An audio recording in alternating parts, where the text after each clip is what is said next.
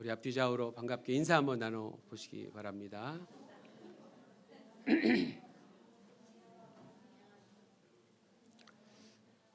요즘에 그러니까 그 코로나 바이러스 때문에 뭐 난리죠. 예. 어쨌든 그 매일매일 직장 다니시고 하시면서 좀 각별히 조심하시고 유의하시기 바랍니다. 예.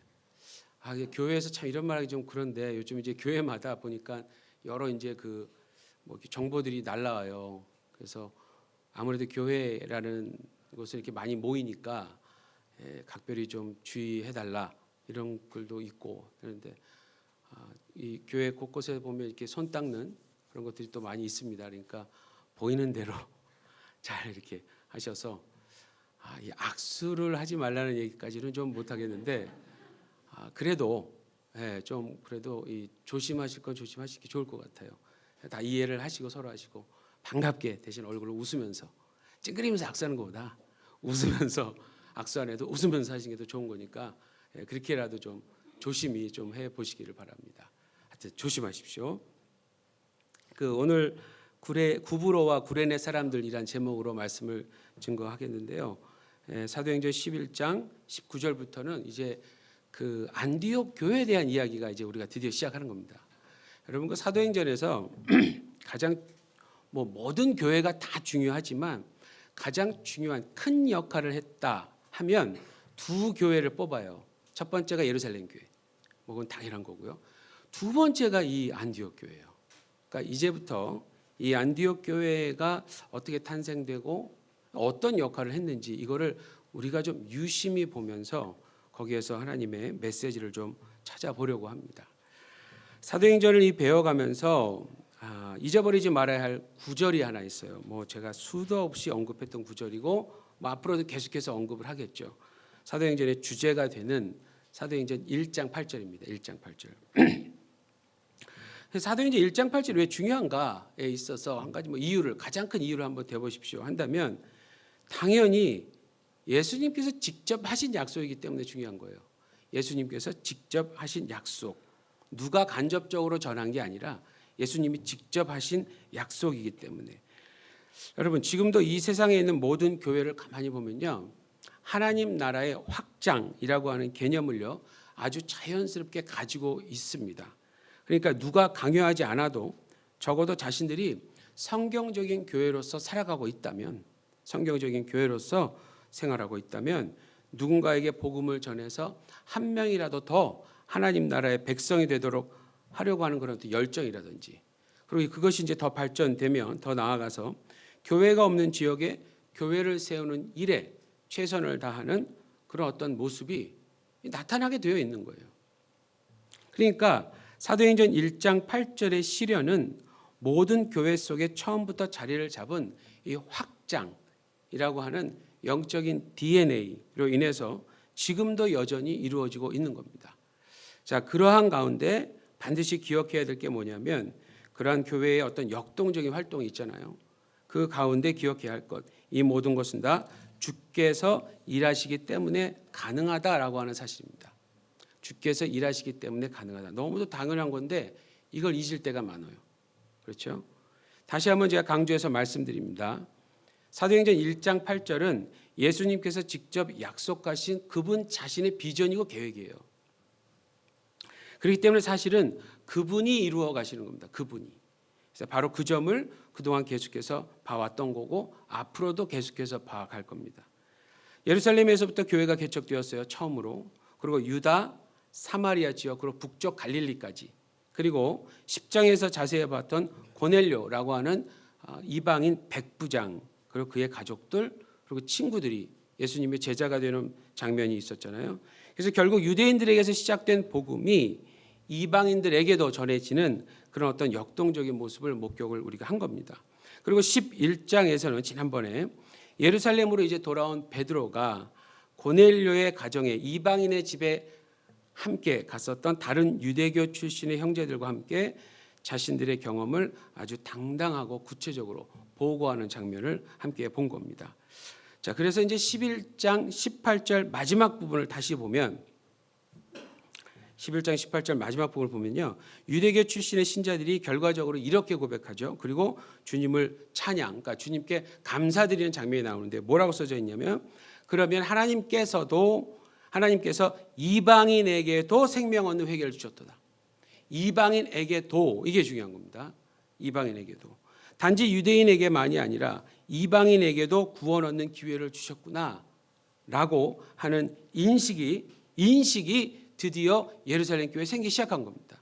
그러니까 요 지난번에 봤던 부분에서는 정말 이게 너무 중요한 지금 터닝 포인트예요. 이 부분이 오래된 관습과 전통에 강한 프라이드를 가지고 있었던 유대인들의 입장에 관해서 우리가 많은 이야기를 그동안 나눴잖아요. 자, 근데 그게 결코 유익이 되지 못했어요. 그리고 하나님의 메시아를 오히려 알아보지 못하게 하는 큰 방해물이 되었었죠. 그런데 그러한 것들이 비로소 서서히 제거되기 시작한 겁니다. 사실 당시 예루살렘 교회 입장에서 고넬료와 그의 집안과 친구들이 구원 얻은 일, 이건 너무나도 큰 사건이었어요. 애당초 예루살렘 교회 멤버들은 그러한 일을 계획한 일조차 없었기 때문입니다. 모든 것은 다 우리 주님께서 행하시고 이루신 일이에요. 자, 그런데 비슷한 시기에 더 놀랄 만한 일이 일어납니다. 뭐냐면 바로 오늘 우리가 본문에서 읽은 사건이에요. 19절부터 보십시오. 스데반 형제, 스데반 나오죠. 스데반이 유대교회 가장 높은 지도자들 앞에서 나사렛 예수의 메시아 되심에 관해서 증거를 했던 적이 있었습니다. 그 당당했던 증거로 인해서 어떻게 되었느냐? 그토록 유능했던 지도자가 돌에 맞아서 순교를 당하죠. 자, 그런데 여러분 그 모든 일을 증인으로서 지켜본 사람이 누구였는지 기억하세요? 그게 이제 7장에서 나왔는데 지금 이 본문의 시기에 다소라는 지역으로 가 있었던 사울이었어요. 사실 이 나중에도 나오겠지만 이 안디옥에서 얼마 멀지 않아요. 거기서 있는 사울이었습니다. 7장 58절에 나오는. 자, 이제 곧 다시 등장합니다. 사울이. 근데 스데반의 일과 관련해서 그리고 안디옥에서 일어난 일과 관련해서 꼭 기억해 두어야 할 인물입니다. 자, 스데반이 죽은 후에 바로 사울의 주도하에 예루살렘 교회를 박해하는 일이 시작되었죠. 그게 이제 8장부터 나오는 일이었고요. 그 결과로 어떤 사람은 옥에 갇히기도 하고요. 어떤 사람들은 예루살렘을 떠나지 않았지만 숨어 있기도 하고. 그런데 대부분의 멤버들은 할 수 없이 이것저것으로 흩어지게 된 거예요. 그렇죠? 그런데 8장 4절을 보면 그 흩어진 사람들에 대한 아주 간략한 기록이 나와 있는데 이렇게 적혀 있어요. 그 흩어진 사람들이 두루 다니며 복음의 말씀을 전할세. 그 흩어진 사람들이 두루 다니며 복음의 말씀을 전할세. 자, 이거에 대한 이야기를 이제부터 하는 겁니다. 이거에 대한 이야기를. 자, 이전에도 말씀드렸습니다만 그 흩어진 사람들이란 어떤 사람들일까? 지난 약 10년이 조금 넘는 동안 예루살렘에서 무엇을 배웠고 무엇을 실천했던 사람들이었겠어요? 복음을 듣고 배우고 그 복음의 말씀대로 실천하면서 사는 것 밖에는 한 것이 없었던 사람들이었어요. 그러니까 그러한 자들이 어디를 가든지 뭘 했겠습니까? 복음 전하는 것밖에 모르는데 그것만 한 거예요. 사실 사울과 유대교의 지도자들은 예루살렘 교회 멤버들을 박해하고 위협하면 나사렛 예수를 메시아로 선전하고 선동한 일을 그치겠지 이렇게 생각을 한 거예요. 근데 그건 오산이었어요. 정말 잘못된 판단이었어요. 오히려 큰 불이 일어나게 하는 계기를 만들어준 거예요. 그 이후에 어땠습니까? 예루살렘 남쪽 지역, 북쪽 갈릴리 지역, 그리고 빌립에 의해서 사마리아 지역까지 복음이 전해지고 확장되고, 그리고 지중해 연안에 있는 가이사랴라고 하는 큰 도시에 이방인으로 있었던 이방인인 고넬료, 그의 가족, 그의 친구들까지 구원하는 일까지 발생한 거예요. 여러분, 이 정도까지 되면 이들을 컨트롤하거나 방해하거나 혹은 박해하는 일은 거의 불가능하게 된 겁니다. 이제 손을 쓸 수가 없게 된 거죠. 근데 확장이 거기서 끝나지 않았다는 거예요. 그것도 대단한데. 예루살렘 교회 박해로 인해서 흩어진 사람들 중에 이제 오늘부터 나오는데 어떤 자들은 자, 지중해, 지도를 한번 잘 생각해 보십시오. 이스라엘 왼쪽, 지도 왼쪽에 보면 지중해가 나옵니다. 그 지중해 해안가를 통해서 북쪽으로 이동을 한 사람도 있었어요. 북쪽으로 이동을 하는데 갈릴리보다 약간 위쪽에 베니게라고 나옵니다. 베니게라는 지역이 나오고 이 베니게는 지중해 연안에 있는 도시인데요. 지금으로 얘기하면 레바논이래요. 레바논으로 알려지고 있대요. 자, 그쪽에도 간 사람이 있고, 그걸 지나서 바닷가 쪽으로 가면 구브로라는 섬이 있어요. 지금도 지도에 그 섬이 그대로 있고 이름도 사실은 지금도 그대로 구브로. 그러니까 영어로는 사이프러스인데요. 지금도 똑같은 이름을 써요. 그러니까 그때부터 지금까지 있는 섬이죠. 그 섬에도 또 머무는 사람들이 있었고, 여러분 예루살렘 교회에 바나바라는 사람이 나오죠. 바나바. 이 사람이 이 구브로 섬 출신이었어요. 자, 그리고 이제 더 나아가서 드디어 안디옥까지 간 사람들이 있었어요. 안디옥. 근데 여러분 여기서 말하는 안디옥이라는 도시는 정확히 말하면 수리아의 안디옥입니다. 수리아. 왜냐하면 그 당시 로마가 다스렸잖아요. 로마가 다스리던 지역 전체에는 총 16개의 안디옥이라는 도시가 있었대요. 16개 정도. 그러니까 예를 들어서 여러분 13장 14절에 보면 비시디의 안디옥이라고 있어요. 이거는 지금 우리가 이 본문에서 보는 지역하고는 완전히 다른 지역이에요. 그러니까 어떤 안디옥이냐가 중요합니다. 근데 오늘 본문에서 스데반의 일로 흩어진 성도들이, 우리 성도들이 간 곳은 시리아의 안디옥이래요. 자, 이 도시에 대해서 좀 우리가 알아야 됩니다. 이 도시는 그 당시 가장 큰 도시는 로마, 그 다음에 두 번째 도시는 알렉산드리아라는 도시가 있었어요. 아프리카 북부 쪽에. 그게 두 번째로 크고, 세 번째로 큰 도시가 이 수리아의 안디옥이었다고 해요. 근데 건축들이 굉장히 화려하고 아름다워서 별명이 뭐냐면 황금의 안디옥이라는 별명도 있고 동방의 여왕이라는 별명도 있었답니다. 그 정도로 아름다웠다고 그래요. 인구는 약 50만 명 그 당시 있었고요. 큰 도시 중에서 유일하게 뭐가 있었냐? 주요 도로에는 밤길을 비춰주는 등불이 있었다고 그래요. 그러니까 우리 밤에 이렇게 등불 운전하실 때 보면 이렇게 등불 있잖아요. 그게 라이트가 있었다고 합니다. 예루살렘으로부터는 약 480km니까 이게 굉장히 멀어요. 가까운 거리 아닙니다. 그리고 워낙 큰 도시였다 보니 다민족 성향이 강했어요. 이 동서를 잇는 어떤 하나의 동네다 보니까, 도시다 보니까 이게 다민족 성향이 굉장히 강했던 도시였습니다. 그 다음 또 하나 재밌는 게 로마에서 은퇴한 관리들이 남은 여생을 즐기며 살았던 곳. 돈이 좀 있는 분들이 거기 와서 편하게 지내는 거예요. 미국을 가보니까 캘리포니아에서 오랫동안 살았던 분들이 오래전에 집을 사놓고 이 집값이 엄청 막 불어난 거예요. 그러니까 그거를 은퇴하시면서 팔고 현찰을 가지고 남쪽 텍사스로 가는 거예요. 거기서 집을 몇 채를 사도 돈이 남아요. 그렇게 물가가 달라요. 그런데 가서 이제 연세도 지시고 그러니까 따뜻한 곳에서 가서 여생을 편하게 즐기는 거예요. 그런 개념입니다. 그래서 이제 사람들이 이쪽으로 와서 여생을 즐기며 살았던 곳이기도 했대요. 근데 이제 영적으로 보면 어떠냐? 건전하지 못한 거예요. 그러다 보니까 신약 성경에서 한 예를 들어서 말하면 고린도 교회가 있었던 동네 같대요. 그러니까 다양한 인종이 모여 있는 곳이니까 뭐가 있겠습니까? 우상 숭배. 다양한 우상 숭배가 이제 자리 잡고, 그다음에 이제 그런 우상 숭배 지역, 이것들이 많은 지역에는 항상 음란한 어떤 문화가 강하게 형성이 됩니다.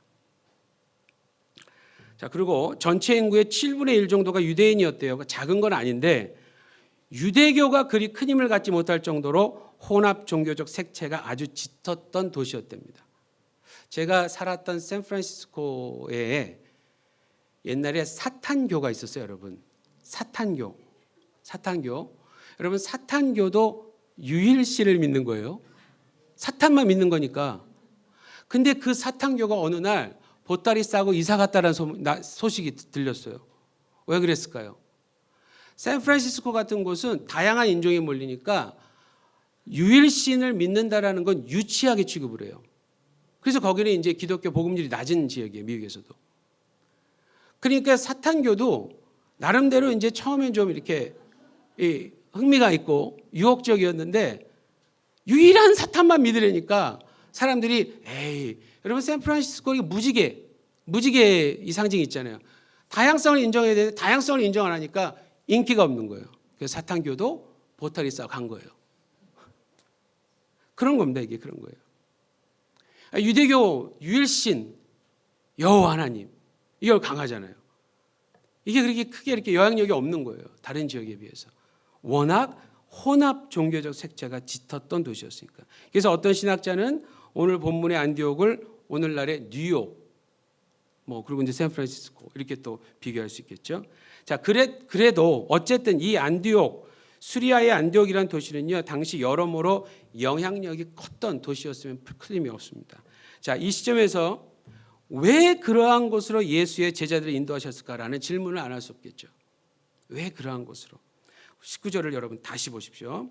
자, 이제 그렇게 스데반의 일로 지중해 북쪽으로 이동해 가던 사람들이 가면서도 복음을 전했어요. 그런데 이전에 해오던 대로 유대인에게만 복음을 전한 겁니다. 그러한 점은 우리가 이미 여러 번 살펴본 것처럼 그 당시 유대교 출신의 신자들이 가지고 있을 수밖에 없었던 배타적 선입관 때문에 그랬잖아요. 자, 그런데 20절을 보십시오. 예루살렘 교회 박해로 인해서 흩어진 사람들 중에서 안디옥에 머문 사람들 중에는 구브로 출신도 있었고, 아까 말씀드린 그 다음에 구레네 출신도 있었어요. 이 구레네가 어디냐면 당시 북아프리카 리비아의 중심 도시였대요. 리비아의 중심 도시. 근데 여기 특징이 어땠냐? 대부분 고대 그리스 문화가 짙었던 도시였답니다. 그러니까 만약에 여기도 발전한 것이죠. 여러분 누가복음 23장 26절을 보니까 예수님께서 나무 십자가 이렇게 무거운 걸 들고 가실 때 하도 맞으셔서 힘이 없어서 못 들었어요. 그때 옆에 가던 누구를 확 끄집어내서 네가 들고 가고 대신 들고 갔던 사람이 있었어요. 그 사람 이름이 시몬이에요. 그 사람이 여기 구레네 출신인 거예요. 그러니까 이게 지금 뭐냐면 지금 이 안디옥에 머문 예루살렘 교회 멤버들은 대부분 이전에 디아스포라 유대인 출신이었다라는 얘기예요. 그러니까 유대인이긴 맞는데 고대 그리스어를 잘 구사하고 그 문화에 특별히 불편함이 없었던 자들이라는 의미예요.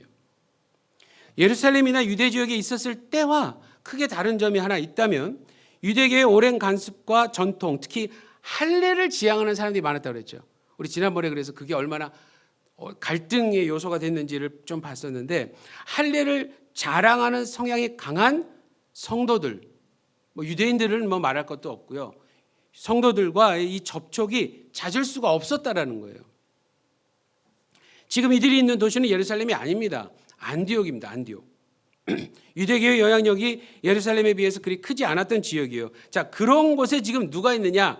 디아스포라 유대인 출신의 예수 제자들이 모여 있는 거예요. 디아스포라 유대인이 아니라 이게 크게 달라진 거예요. 여러분 예전에 우리 자주 언급하지만 우리 베트남에서 온 빌리 형제 기억나시죠? 자, 빌리 형제를 잘 생각해 보세요. 처음에 올 때는 그냥 유학생으로 왔어요. 근데 자기에게 친절하게 일본어를 좀 지도해 주셨던 한국분의 소개로 여차여차해서 우리 교회까지 오게 된 거예요. 그래서 우리 교회에서 지내면서 예수님 믿고 세례도 받고 그 친구 기억나세요? 매주 사람 데리고 왔던 거? 한때 우리 교회 베트남 유학생이 10명까지 간 적이 있었어요. 어쩔 땐 너무 놀란 적도 있었어요. 이 친구가 사람들을 너무 잘 데려오는데 얘는 이제 교회 문화를 전혀 모르잖아요. 그러니까 그냥 자유스럽게 입고 오는 거예요, 옷을.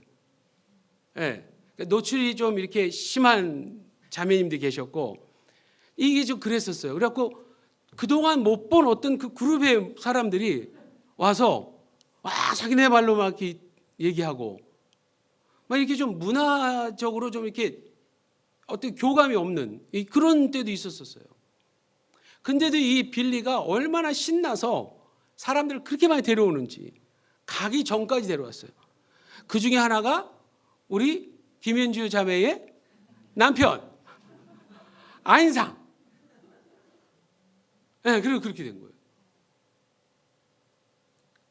지금 론상도 있지만. 근데 그게 더 놀랄 건 뭐냐면 여러분 하나님 하시는 일이 참 놀라운 건요. 이 확장이라는 개념을 제가 말씀드리려고 그런 거예요. 빌리가 갔잖아요. 가서 이제 지난번 우리 교회에서 작년에 와서 이제 재작년인가 설교하셨던 우리 베트남의 최서 목사가 또 받아서 T를 또 가리키고 교제를 가리키고 이러다가 잘 아시는 한국 선교사님 계셨는데 교회를 마침 베트남어를 잘 하시는 한국 선교사님이 계셨어요. 이분이 이제 교회를 개척하려고 하는데 빌리를 연결시켜 준 거예요. 근데 빌리가 뭘 잘했다고 그랬죠?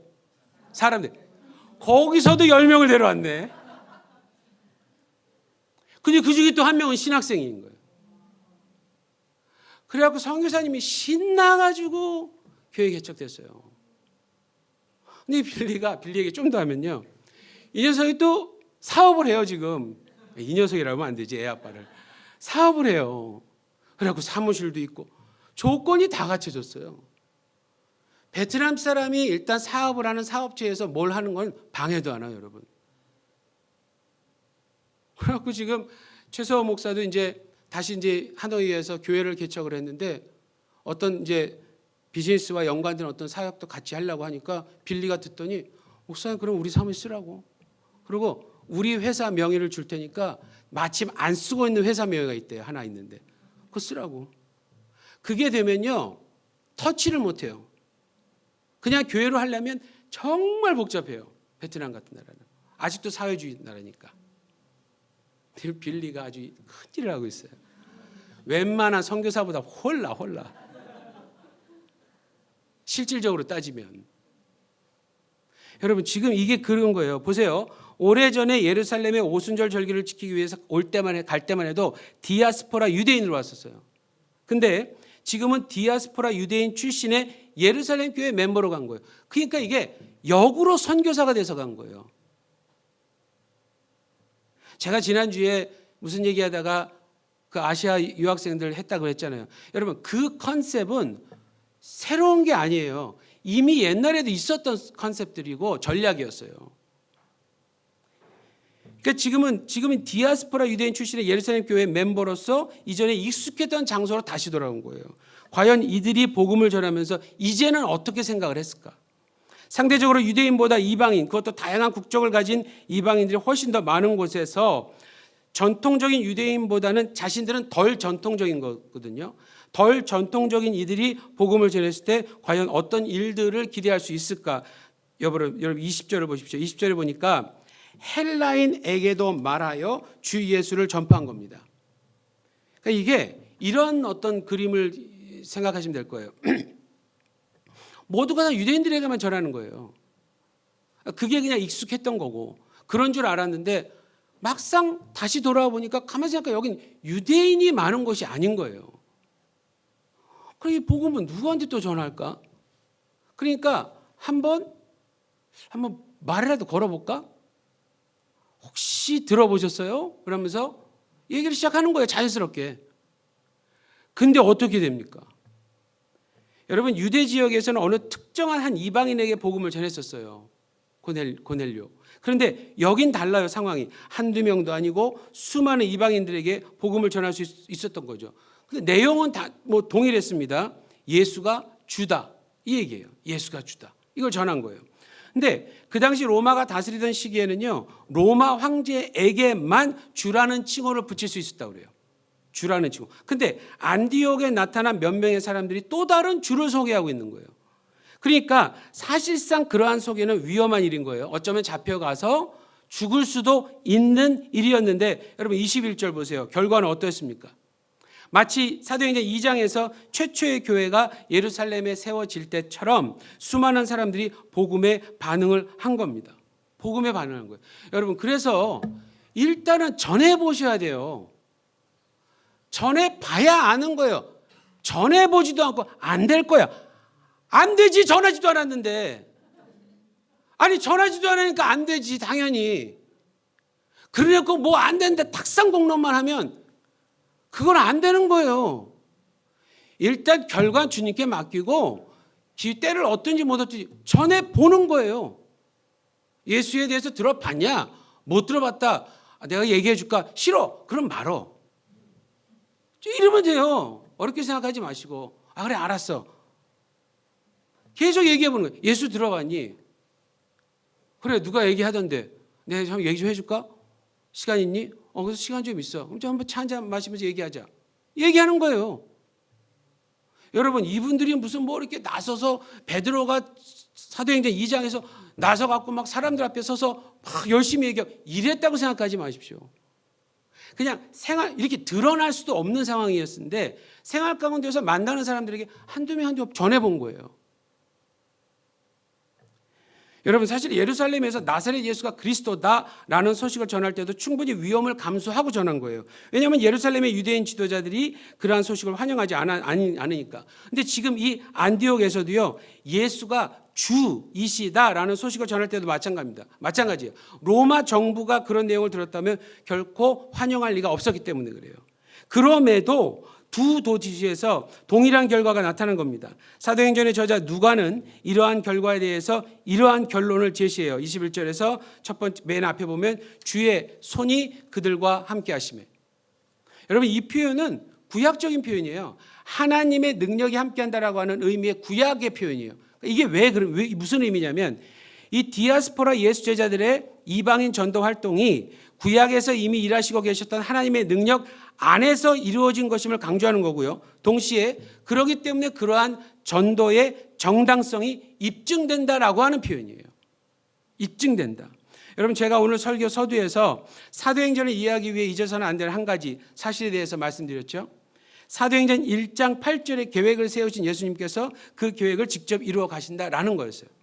자, 오늘 본문에 나오는 안디옥에서도 마찬가지였습니다.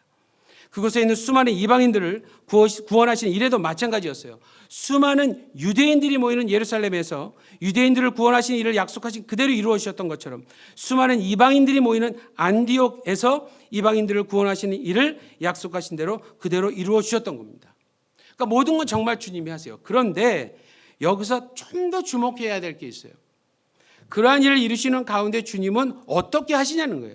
누군가를 반드시 사용하신다는 사실인데 이번에는 사도들을 사용하지 않았어요. 빌립도 사용하지 않았어요. 또 다르게 새롭게 선출된 어떤 유능한 지도자들 중에 새로운 사람을 보낸 것도 아니었습니다. 여러분.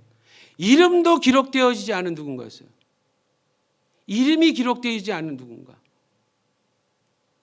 한두 명이 아니어서 그랬는지는 몰라도 혹은 그리 중요하게 어떤 예루살렘 교회에 있을 때 그리 중요한 활약을 하지 않았던 사람이 아니라서일지 몰라도 어쨌든 이름은 기록되지 않았 누군가였습니다.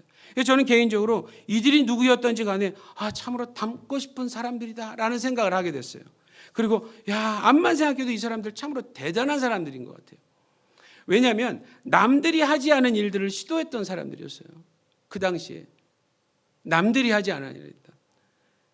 유대에 있을 때 전에도 큰일 날 뻔했는데 이거는 큰일 날 일이었고 이방인의 땅에 있어도 사실은 이건 큰일 날 일인데 그래도 시도를 한 거예요. 근데 누구한테 했느냐? 이방인들한테 한 거예요. 베드로 역시 그러한 일에 쓰임을 받았지만 이 사람들 역시 그러한 일에 쓰임을 받아서 이방인 지역의 예루살렘 교회와 같은 공동체가 탄생하는 일에 주도적인 역할을 한 사람들로 기록된 것입니다. 여러분 아무리 익숙한 지역에 있었다 해도요 예수를 주로 소개하기란 결코 쉽지 않았을 텐데 주의 손이 그들과 함께 하니까 그러한 일이 가능하게 된 겁니다. 주의 손이. 주님께서 모든 계획을 세우시고 그 다음에 주의 사람을 준비시키시고 때가 되니까 그 사람들을 어디론가 보내시는 거예요. 그리고는 그들로 하여금 누구도 계획하지 못했던 일을 할 수 있도록 인도하신 겁니다. 저는 이 장면을 유심히 상상해보면 그림을 그려가면서 두 가지 생각을 해보게 됐어요. 첫 번째는 개인적인 바람이에요. 개인적인 바람. 첫 번째는 뭐냐면 우리 모두가 이런 일에 쓰임받았으면 너무 좋겠습니다. 정말로 너무 좋겠어요. 다른 사람이 우리를 몰라줘도 괜찮아요. 괜찮은데 다만 우리 모두에게 주의 손이 함께 하셔서 복음이 필요한 누구에든지 전할 때마다 수많은 사람들이 주께 돌아오기를 이걸 간절히 원합니다. 그 일을 위해서 제대로 준비되고 하나님의 때에 반드시 쓰임받았으면 정말 너무 좋겠어요. 이게 첫 번째고요. 두 번째는요. 우리 교회가 있는 이 시부야와 동경을 한번 생각해 보게 됐어요. 고대 안디옥이라는 도시에 대해서 제가 아까 말씀드렸잖아요. 근데 가만히 생각해 보면 지금 우리 교회가 있는 이 도시와도 많이 비슷하지 않습니까, 여러분? 여러분 앞으로 이 동경, 시부야 다민족적인 성향은 갈수록 더 강해지고 있어요. 그렇죠? 일본에는 아직도 전통적인 모습을 고수하는 경향이 여전히 강해요. 그런데 동시에 자신의 개인의 선택을 지향하는 모습도 앞으로는 점점 더 많아지게 됩니다. 인구도 많아요. 아직까지는. 그러다 보니까 여러 종교도 많아요. 무엇보다 아시아에서 이 도쿄, 시부야 여전히 영향력이 많은 도시 중 하나 아니겠습니까? 여러분, 올해 이제 일본에 여기서 무슨 일이 일어나죠? 그게 몇 월 달이죠? 7월 달. 일본어로 뭐라 그러죠? 시가지예요? 시지가지예요? 그걸 틀려가지고 그냥 일부 때 자신 있게 물어봤는데 아무도 대답을 안 해. 그게 왜 그러나 했더니 끝났더니 사람들이 4월에 뭐 하냐고 물어보시면 우리가 모르죠 이러는 거예요. 다음 주에 시작할 때 미안하다 해야 되겠어요. 여러분 7월 달 되면 우리 여기 올림픽 어디서 열려요? 뭐 여기저기서 뭐 경기는 하지만 지금 메인 스테디움이 어디에서 열려요? 시부야 옆에 요요기에서 했잖아요. 지금 시부야 계속 건물 짓잖아요. IT 회사들 여기 다 몰려놓는데요. 실리콘밸리 뭐 이런 사업처럼. 여러분 일본 자체가 어려워질지 모르겠지만 최소한 이 시부야나 이 대도시들은 지금 그대로 어렵게 놔두진 않을 거예요. 뭐 그렇게 운영할 바보들이 어디 있겠어요. 굉장히 지금 우리가 어떤 도시에 살고 있고 어떤 환경과 어떤 흐름 가운데 우리 교회가 있는 이 도시가 어떤 상황이냐 이걸 좀 우리가 좀 유심히 관찰해 볼 필요가 있다라는 거예요. 올림픽이 되면 어떨까요? 지금도 계속 교회로 연락 와요. 올림픽 때문에 우리는 미국에서 우리는 호주에서 심지어 유럽 어딘가에서 또 사람들이 팀을 만들어서 사람을 보낼 테니까 여기서 전도 활동을 좀 하겠다라는 거예요. 저는 잘 몰랐는데 이 큰 대회가 일어나면요. 상상 이상의 전 세계 사람들이 모인대요. 여러 이유로. 비즈니스 하는 사람들도 모일 거고. 참석하는 사람들뿐만이 아니라 관중뿐만이 아니라 여행객도 몰리고. 이게 어마어마하게 몰린대요. 그러니까 이 한 곳에서 전도 그 한 달 정도의 기간 동안 전도한다라는 건 여러 나라를 가는 것을 절약할 수 있고 임팩트를 강화할 수 있는 거예요. 그러니 지금도 계속 연락 오는 거예요. 편지 날라오고. 올림픽 끝나면 어떤 일이 벌어질까요, 여러분? 영적인 관점으로 볼 때. 왜 주님은 우리를 이런 곳에 두셨을까라는 질문을 이 시점에서 한번 해보길 원해요. 교회 박해로 인해서 예루살렘을 할 수 없이 떠나 했을 때 어디로 가야 할지 막막했을 겁니다. 그런데 오늘 본문에 등장하는 자들은 안디옥이라고 하는 세 번째로 큰 도시에 정착하게 됐고 그리고 그곳에서 누구도 예상하지 못한 일을 경험하게 됐어요. 그게 뭐냐면 바로 안디옥 교회의 탄생이에요. 예루살렘 교회가 교회의 시작과 교회의 기본적인 삶의 양식에 대해서 구축해 놓았다면 안디옥 교회는 이제부터 그러한 교회의 기초를 더 많은 곳에 알리는 일에 아주 큰 역할을 합니다. 예루살렘 교회가 집을 지켰다면 나가서 영업한 교회는 안디옥 교회예요. 이해되시죠? 비행기 타고 돌아다닌 교회는 안디옥 교회예요. 알면 알수록 이 안디옥 교회의 역할이 얼마나 중요했었는가를 깨닫게 되는데요.